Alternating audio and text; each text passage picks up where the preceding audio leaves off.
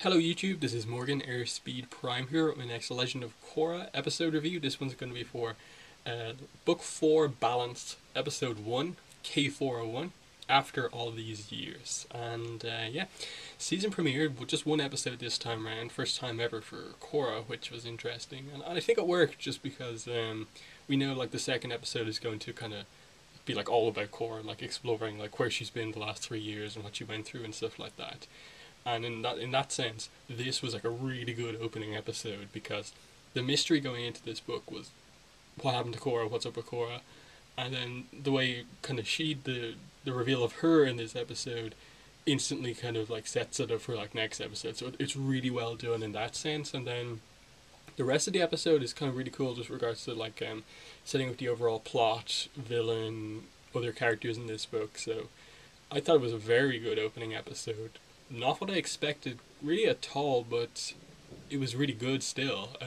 I'm really interested to actually discuss this with other people on like the podcast on Sunday and stuff like that. But for now, yeah, you're gonna get my initial thoughts. I literally just finished watching the episode just there.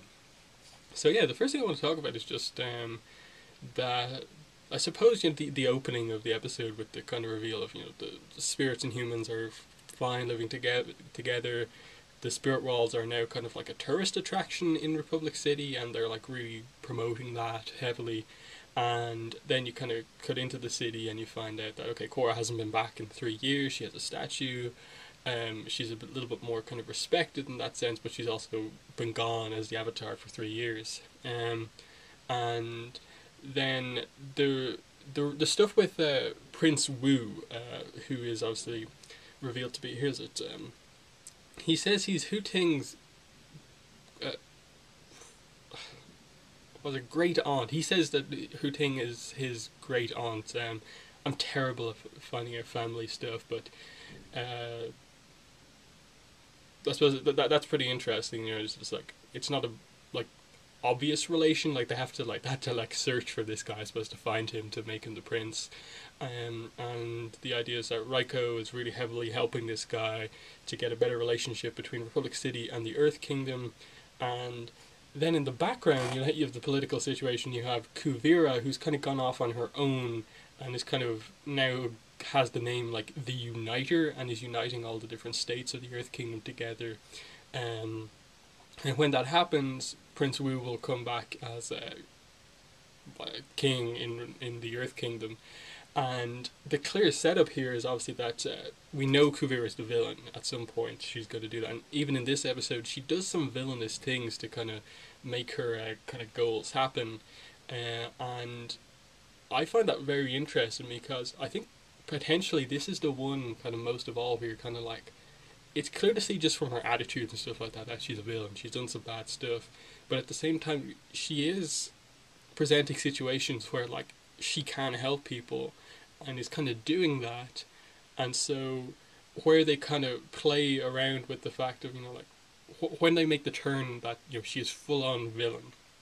I suppose the moment that you're kind of going to expect is the moment where Bolin realizes that I'm on the wrong team here and maybe turns on that is definitely going to be interesting.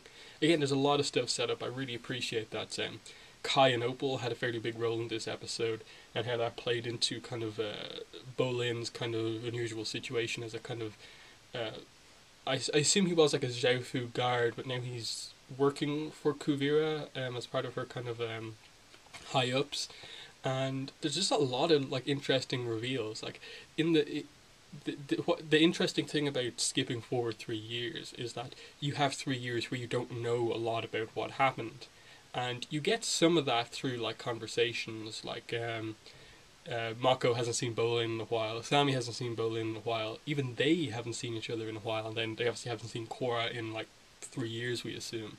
And then you get moments like Kuvira revealing that she and Batar Jr. are getting married. They're engaged, and the two of them kind of joined up in Zhaofu and left the family in some kind of circumstances that are kind of mysterious to us right now, but they betrayed Sue and the family, the whole city, at some point, and Opal's very angry about this. And what I found interesting was it wasn't angry in the sense of like there was a full on like military coup.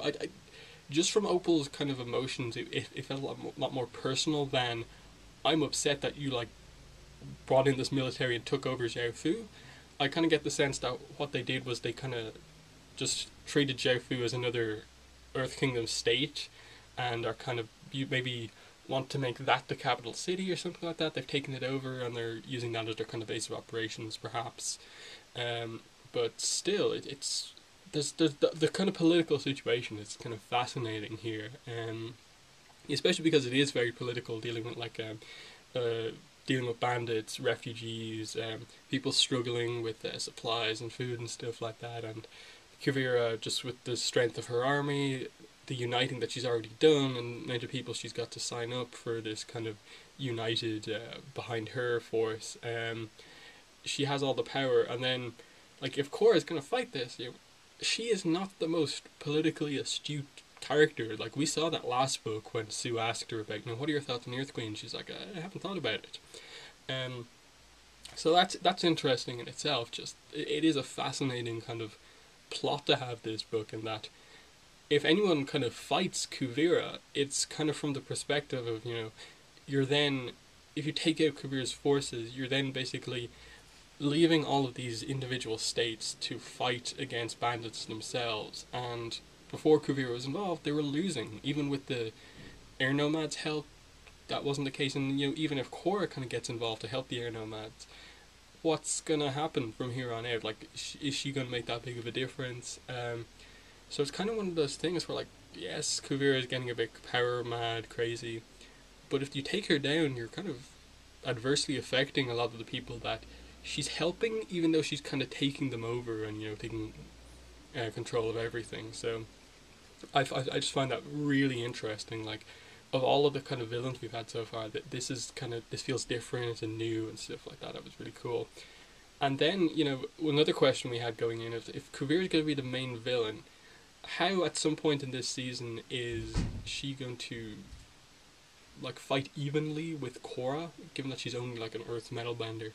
And when she, on top of that train, took out all of those bandits by herself, you could kind of see, like, okay, she's super strong. She's got some really cool moves with the kind of metal strips that she fires out, just trapping people, blocking their eyes and stuff like that. It was really kind of well done in terms of just getting over how powerful she is as a bender. And with the kind of way they seem to have kind of played it up, that Korra is kind of struggling to get back to kind of how powerful she was before, connect with the elements and stuff like that, you really do get the sense that this could be like a lot more even than we think. But I'll get to Korra later on. Anything else on Kuvira? Just yeah, the kind of different kind of roles that she plays. Like around Opal and stuff like that, she's really nice. Around Bolin, she tries to keep the kind of nice Kuvira going. And then when she gets like one-on-one with people, like even with all those bandits that she captured, like she was cruel, like really like cruel, like willing to, like, if they didn't join her, keep them there and basically let trains like run over their hands and like cut them off. That was like insane. And then the second she was in alone with the governor of the town that she wanted to kind of take over, she just like was super like putting it in his face, like, I won't help you unless you join up, and your people will suffer and stuff like that.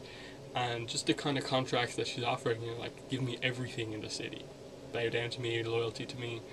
It's just, it's again, it comes back to, it's a villainous actions, but at the same time, if you fight against her, you kind of come across as the villain to a lot of people. And you see that in Republic City with all the Kuvira supporters who don't want Prince Wu in charge, and she's definitely going for the Earth Queen, I think, that job. So eager to see backstory on how exactly she betrayed the family with Batar, how exactly Bolin got involved in becoming like a Xiaofu guard or something like that. Interesting stuff. And final thing to mention is just we get some nice relationship stuff with Opal and Bolin in this episode, and that fundamentally their relationship is good. Opal just doesn't like the fact that he's working for Kuvira, and she thinks he's kind of changing a little bit, but at the same time, you can see all these little moments where Bolin kind of looks at her and she's like, no, this is wrong, and I think he will eventually see that, and I think the relationship will um, remain. But it might be one of the things where, like, when he finally makes the decision to go against Kuvira, like, she may not actually see that, and like he'll have to like save her or something like that to prove it or something like that. But that's interesting. And then with Kai, you get that he and Janora, their long distance relationship is working well, but that's all we really get. Just the idea that they're still together, that's fine.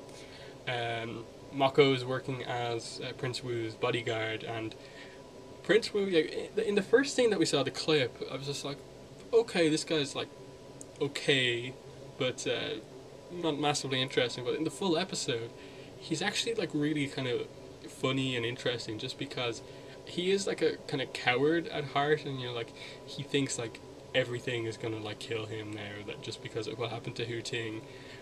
And I find that interesting that he thinks Mako's like the best bodyguard in the world, and just like wants him, has asked Raiko to basically give Mako to him as a bodyguard, and that happened. And it's an interesting position for Mako to be in, and that like he's almost done his job as bodyguard too well, when he absolutely hates the guy, just finds him annoying.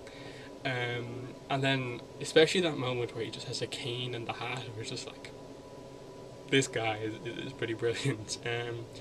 And I'm actually really find him like a pretty interesting character right now, just because even though he is like a bit of a kind of celebrity, not maybe the guy you'd want as king, I think you can sort of see that he has a kind of good heart, at a base level, and would maybe make a good king over the tyrannical, Kuvira. But yeah, that's that pretty much. And anything else to talk about in that side of the story? Yeah, just a lot of bandits all over the place, and yeah, there's some pretty cool fight scenes, just with regards to seeing the Kai and Opal use the wingsuits and stuff like that. The bandits now have biplanes and stuff like that, and are like attaching grappling hooks to bison and flying over. Like there's some pretty intense like action scenes here as well. And then obviously the kind of whole point of this episode is that they're preparing for the kind of coronation of Prince Wu that they're going to do later on in Republic City, and they're waiting for Korra to come in. Southern Water Tribe ship arrives, Tonrock walks off, and they're all like, is Korra there? We're really eager to see Korra. And he's like, I thought she was already here. Like, she left the Water Tribe 6 months ago and said she was already here with letters. And then you cut to Korra in this like illegal underground earthbending fight with this other girl, and she's losing. And I think she like is actually like trying really hard to win, but she kind of has maybe just lost some of her skill, lost who she is, has yet to kind of fully recover from her injuries, or has just recently recovered in the past like 6 months, obviously, and is just kind of doing this to kind of get her bending skills back up to like normal, the way they were before.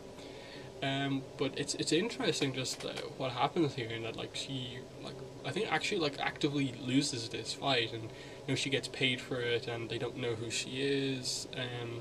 Just like, hey, you look like the Avatar, and Korra's just like, I get that a lot, and then she's just kind of like, what do you think happened to her? And she's just like, I don't know, I wouldn't know. And just this idea that she doesn't want to be the Avatar anymore, pretty much, is the sense that I get, that in the past 3 years the world has gone on without her, that like maybe she's not needed anymore. But ultimately I think what they're going to go for is that the world will always need its Avatar, and with Kuvira they're kind of getting to a point where they do need her. But yeah, just the fact that she's lying to like her father, she's not going to this coronation apparently. So like there's some stuff in Korra's head that's going on that we're not fully sure of. Something's happened, and we'll find out next episode, because that's obviously the kind of Korra's journey over the past 3 years episode. But I'm very interested to see why she doesn't want to go back to the city to see her friends.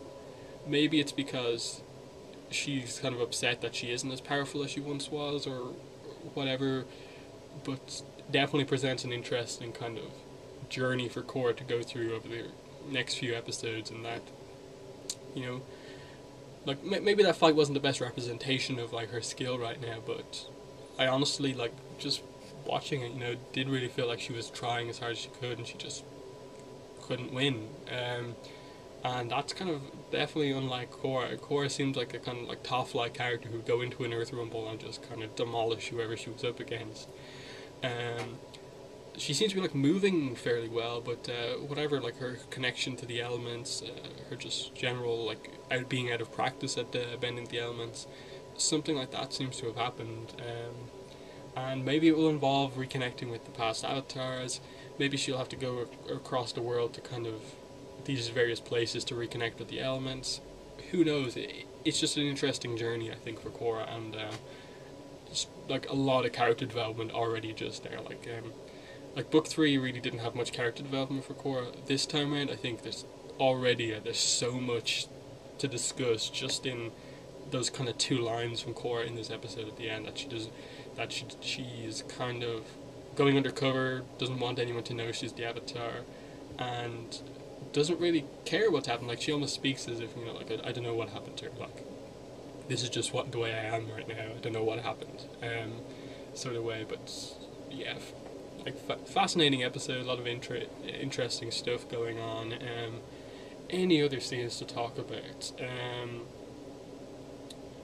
Other than just, you know, again, coming back to it, you know, the main plot, Kuvira, I just don't know where everything's going. Like, obviously we have the trailer, and like this episode will potentially put a lot of things in place in that trailer when I go back to look at it, but just interesting villain, interesting kind of general plot with regards to, you know, the Earth Kingdom situation is still like a political minefield, and that everyone seems to, most people seem to be supporting Kuvira, that they are kind of in with the idea that she's helping the world by bringing the Earth Kingdom back together.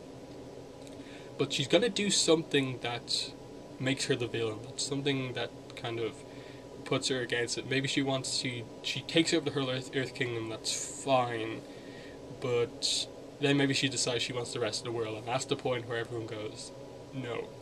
And that may be the turning point, but straight away I'm just like, wow, Zelda Williams did a really good job of voicing Kuvira, and just a lot of stuff going on. I really appreciate that some of the other characters got some attention. You know, Kai Janora, who towards the end of book 3 kind of fell into the background, didn't get as much development as I would have wanted. I appreciated a good amount of time to spend with them, and eager to see where things go from here. Obviously some sort of a search for Korra, I think, is going to happen. Maybe that's where the air kids come into it, on the bison, going to the swamp and stuff like that. Maybe that's where it happens. But yeah, that's been the review for the first episode of Korra. The podcast review of this episode will be on Sunday. Korra Roundtable for this episode. My written review I'll probably have up on the site on Monday.